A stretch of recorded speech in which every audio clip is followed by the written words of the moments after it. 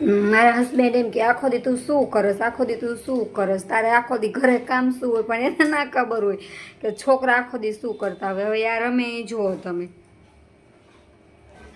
એને સવારથી તો સાંજ સુધીમાં છે ને 10 વાર તો હું હંજવારી કાઢતી જઈશ, અને પોતું તો હાથમાં જ રાખવાનું.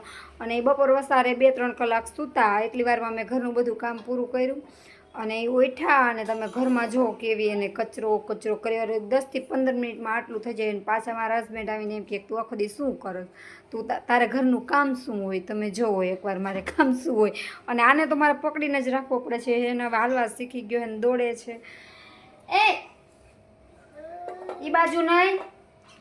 હવે છે ને 4 પગે ભાઈ હાલવાનું ચાલુ કરી દીધું છે, એટલે હવે છે ને હાથમાં રાખવો પડે છે.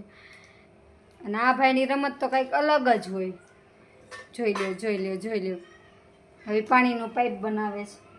અને મારા ઘરની હાલત જુઓ તમે, 10થી 15 મિનિટમાં એ ઉઠ્યા બે, બધું પાડી દીધા, બકડિયા ને ડોલું ને આખા ઘરમાં વાસણ ને કચરો ને એવું કરી વાર્યું છે. અને ગમે એટલા મૂંગા રમકડા લઈ દો તો રમકડેથી ના રમે. એના પપ્પા કાલ આમ ગયા હતા મેળામાં, ગયા હતા મને નથી ખબર, આમ વાંકાનેર બાજુ જ ક્યાંક ગયા હતા મેળામાં, તો રમકડા લઈ આવ્યા. તો રમકડેથી નથી રમવું, એને વાસણ આપી દો એટલે વાસણથી જ રમશે.